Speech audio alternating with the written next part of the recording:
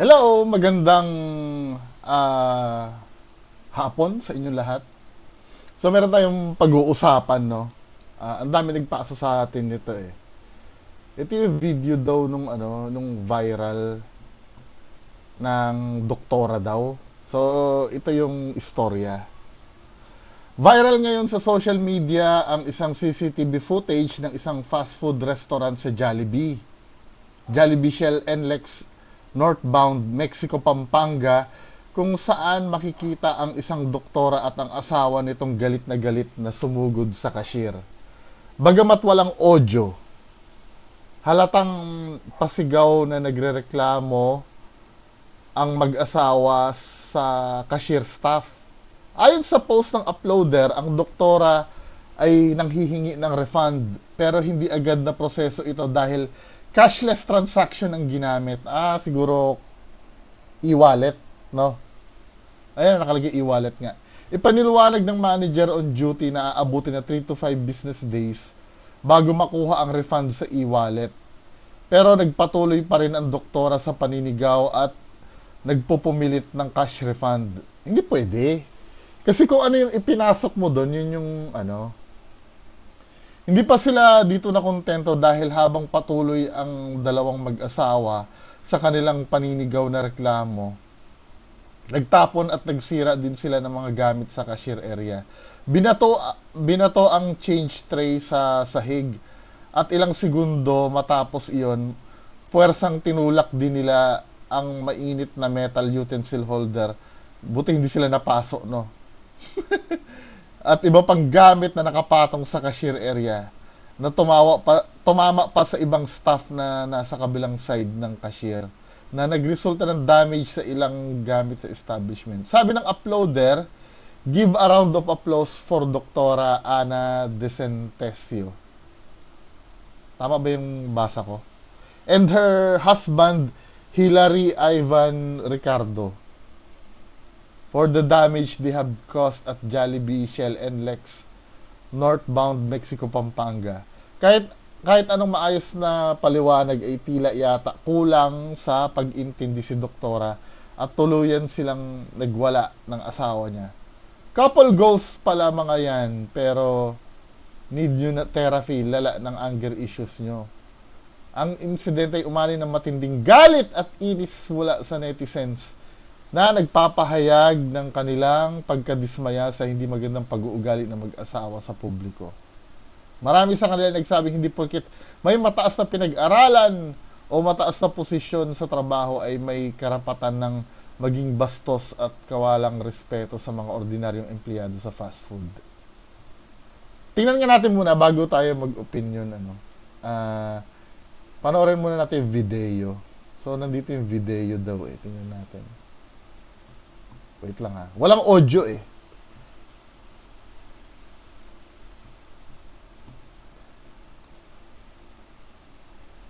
Wait lang ha. Ulitin na sa umpisa. So, ito, ganito yung nangyari.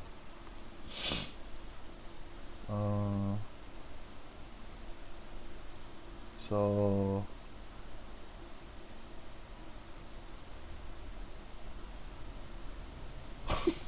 ganun daw.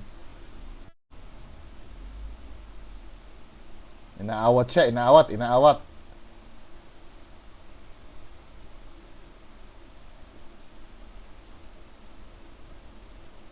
Ano, itong problem pag hindi natin alam yung nangyayari. Pero kita naman dito, no, men, na hindi, ang agresibo sila talagang dalawa. No? Sayang kung napapakinggan natin ang usapan.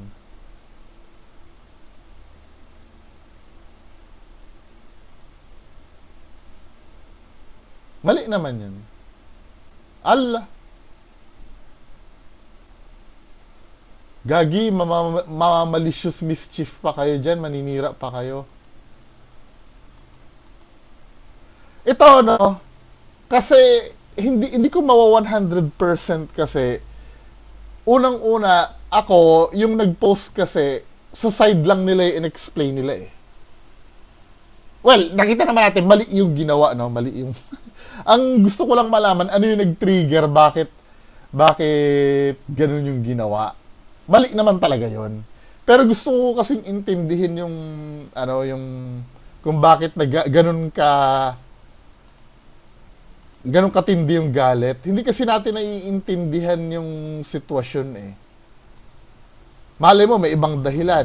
Kasi dito, kung mababasa nyo to, no, ito ay side nung nag-upload ng video. At yung nag-upload ng video ay hindi bystander. Kakampi mismo nung, alam mo kung bakit kakampi nung Jollibee? Kasi CCTV to eh. Ibig sabihin, yung nag-upload ng video, may access sa CCTV. Mukhang taga dun din sila yung nag-upload ng video. At alam yung pangalan na itong dalawa. Siguro meron yun nga eh, ang confusing dito, alam nila yung pangalan na itong dalawa. Kung yung nag-transact lang, no, yung doktora lang siguro. At alaman yung doktora. 'Di ba? Paano niya nalaman doktora yon? Okay lang sana kung sa bagay sa damit. Pwede, no? Sa damit. Oo nga, no? Baka nakalagay dito, Doktor bla bla bla. Pero yung lalaki, paano niya nalaman kung anong pangalan? Siguro may unang pag-uusap muna yung dalawa. Ang weirdo, paano niya nalaman yung, eh. Alam niyo kung bakit big deal sa akin yon? Pwede kasing ang nangyari, nag-usap sila sa office, may nag-handle na dito.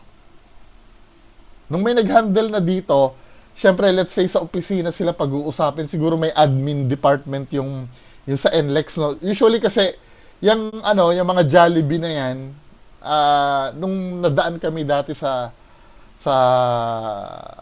Petron Marilao NLEX, di ba may ganyan din? May Starbucks do sa loob. May Starbucks ba do sa loob? ng NLEX Marilao. Basta may mga ganyan din, may mga fast food din. Isang compound yun eh. Nagrerenta sila do sa Petron. Malamang may admin officer doon. Ang theory ko ganito, kaya nagkaalaman ng pangalan itong mga to. Nagharap-harap sila sa opisina ng admin nung lugar. Now, ang mali, kung nag-usap na pala kayo, ba't nag-upload pa kayo nitong ganito? Para umani ng simpatya? Hindi ko tinatama yung mali na itong dalawa, ha? Obviously, mali naman talaga yung ginawa nila, yung pagwawala na ganyan. Kahit walang matinong dahilan para ganyan ang aktuhin mo. 'Di ba? Kahit pa sabihin mo siguro pinag-uusapan ito. Kahit ganyan ang composure, 'di ba? Tingnan na, bigyan na natin benefit of the doubt na malay mo. Inangasan din sila nitong cashier. 'Di ba? Or minura sila ng tangina nyo, ma'am. Ginanon siya. Malay mo, ganun kaya ganyan inakto. Pero hindi pa rin tama na manira kayo dyan. Now, ang hindi ko nakikitang tama, magiging fair ako yung pag-post nito. At pinangalanan mo pa kung sino, no? Nakilala mo kung sino yung mga tao na to. Baka mamaya mabaliktad pa kayo niyan, men. 'Di ba? Kasi sa totoo lang, yung pagpo-post sa social media, lalo na involved ka dun sa nag-aaway, most of the time hindi nakakatulong eh. 'Di ba? Most of the time. Pero kung halimbawa, ito ay vinidyohan ng ibang customer doon, 'di ba? Usually pag mga away sa fast food, nagbibideo naman diyan yung mga kapwa customer din nila eh. At doon syempre nachichismis natin kung anong pinag-uusapan. Ito kasi base dito sa kwento na to at mukhang may pag-uusap na ito eh. After netong event na to, may pag-uusap sila eh. Kasi alam na nila yung pangalan ng isa't isa. Dapat hindi na lang pinost. Baka mapahamak pa sila. No? Pero yung inaction nito siguro, no, hindi sila satisfied do sa resulta ng pinag-usapan. Kaya pinost nila para ano yun, makahanap ng kakampi. Hindi naman din talaga tama ito na ganyan. Kung halimbawa, kung yun man yung dahilan, ano, yung pag-refund ng GCash, hindi naman, ano kasi yung electronic kasi yung transaction eh. Okay lang sana kung halimbawa cash yung binayad mo, cash din na ibabalik sa'yo. Kasi yung mga pera na nandyan, bilang yan eh. Malilintikan yung, sana alam din ni Doc yun, diba, neto ni Doktora. I'm so sure may clinic siya. Alam niya siguro yan. Ba't hindi niya naiintindihan yun? Kung yun man yung dahilan, yung GCash, ano? Pero feeling ko hindi lang GCash ito eh. Yung dahilan nito eh. Tingnan natin ano, pag natulpo na sila. Usually do sa tulfo magkakaalaman eh. Dito medyo malabo eh. Di ba? Anyway, proceed tayo do sa next video. Yun lang naman ang opinion ko tungkol dito. Kasi hindi natin alam talaga kung ano talaga yung mismong ano eh. Ayoko kasing panghawakan ito. Kasi walang audio yung video. 'Di ba? Kasi ito narrative ito nung ano nung taga Jollibee. Jollibee ba? O McDo. Base sa uniform mukhang Jollibee, no? Side ito nung ano nung taga Jollibee eh. Siyempre dahil ito na naman yung sinasabi natin ano dahil nakakaawa yung ano yung nasa Jollibee. Galit na dito sa ano. Baka nga mamaya ang masakit nito hindi naman talaga doktor yan eh. Pasyente yan eh ng mental hospital. Tapos inaway. Anyway, abang tayo ng update dito, no? Unfinished yung reaction ko dito. Pwedeng mali ako, pwedeng 100% tama to. Ang argument ko lang dito, hindi natin alam yung 100% na nangyari eh. It could be anything eh. Malay mo kaya nagwala yan, hindi naman talaga yung tungkol sa GCash yung pinag-awayan. Malay mo lang ha, ito nag-speculate lang ako. Malay mo, nanakawan itong itong si Doktora. Or malay mo itong manager na to kabit nung kapatid ni Doktora na inaaway niya. Yung ginaganon niya, akin na yung ID mo. Kailangan malaman nakita kita nakipag-date sa kapatid. While the imagination ko, no? Kasi gusto ko lang sabihin, it could be anything kasi kung ano yung reason. Kaya medyo ano muna ako dito sa kwento na to. Marami na kasi nangyari dyan eh. For example, yung nag-viral na yung gasoline boy na tumatakbo. 'Di ba? Lahat tayo alam natin gasoline boy. Yung pala, hindi pala siya gasoline boy. Kaya nakakadala din minsan. Abang na lang tayo ng kung may update man dito. Anyway, proceed tayo sa susunod na video. Ito yung Cobra King na to. Di ba meron din na matay na yung parang nagko-cobra din? Medyo bata-bata naman to eh. Di ba may Cobra Prince pa? Sorry ha, I'm so sorry kung yung Cobra Prince ba yun namatay. Kasi meron ding vlogger na yung nagko-cobra na ganyan eh, na namatay din eh. Tapos ito din si Cobra King. King Cobra, dani napakasayang has. Ako din King Cobra ito yung lumagwas. Yan ang laki. Cobra King. Hindi ko alam ba't kailangan kasing gawin itong mga ganitong bagay. Ano ba yung pag naging sikat ka, cool ka, ganun ba yun? Ayaw. Ang laki niya. Mauna amo ang King Cobra sa lumang. Magwas. Hindi King Cobra. Si Kuya Tol Cobra na po ang huli. Kailangan kasi paglaruan pa ng ganyan. Siyempre, unpredictable yan eh.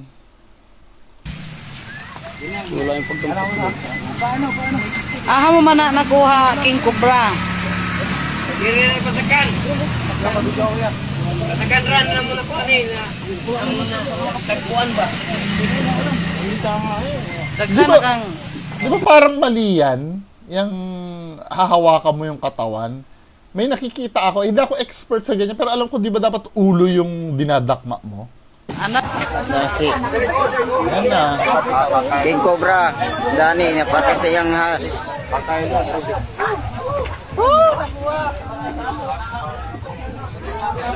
Di ba may YouTube ako nito? Ano nga natin muna. Ikaw na sa daan.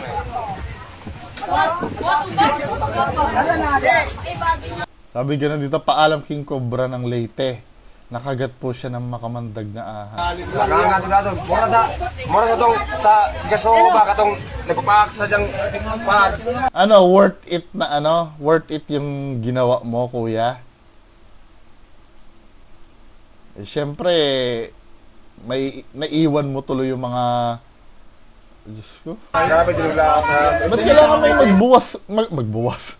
Ba't kailangan may magbuwis ng buhay sa mga ganyang bagay, no?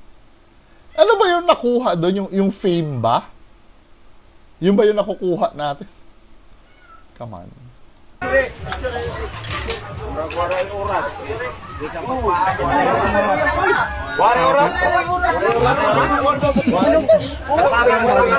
Dapat dinadala na nila sa ano yan kasi maghahanap pa ng anti-venom yan, di ba?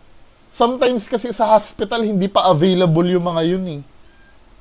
Hindi na dapat ginagawa. Diretso dapat yan kasi hinahabol mo na wag kumalat yung ano, yung venom.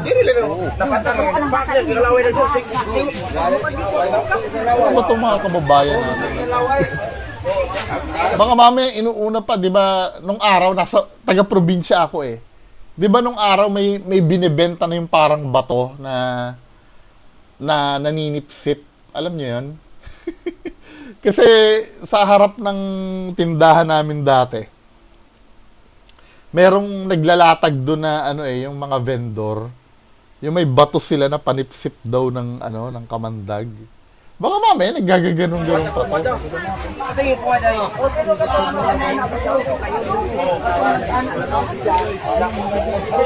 Hindi pa nila itakbo.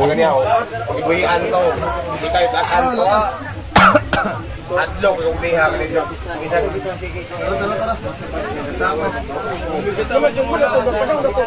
Yan din pinoproblema namin eh pag nag-explore kami eh. Pag sa damuhan. Diba? Yan ba yung price ng ano ng kasikatan? Pwede naman kasing hindi gumanon eh. O halimbawa kung gusto mo talaga mag-content ng mga cobra-cobra na yan, may napapanood ako yung mga magagaling manghuli eh. Yung ang gawain talaga nila, manghuli talaga ng ahas. Hindi yung ganito na yung lalaro-laruin pa. Hindi ka naman taga-peryahan para gawin yung mga ganitong bagay eh. Yung ganyan, oh. Magwas. Hindi King Cobra. Hindi ka naman nagaganyan-ganyanin mo eh, di ba? Mag-content ka siguro yung kung paano, turuan mo yung mga tao. Pag may nakita kayong cobra, ano ba ang gagawin? O, ganito yung paghuli. Hahawakan sa ulo. Hindi yung ganito, men. Ano ba? So, sayang ang buhay, di ba? Well, at least nag-viral siya. Anyway, yan lang po ang pag-uusapan natin mga kababayan ko. Magandang hapon sa inyo lahat. Bye-bye.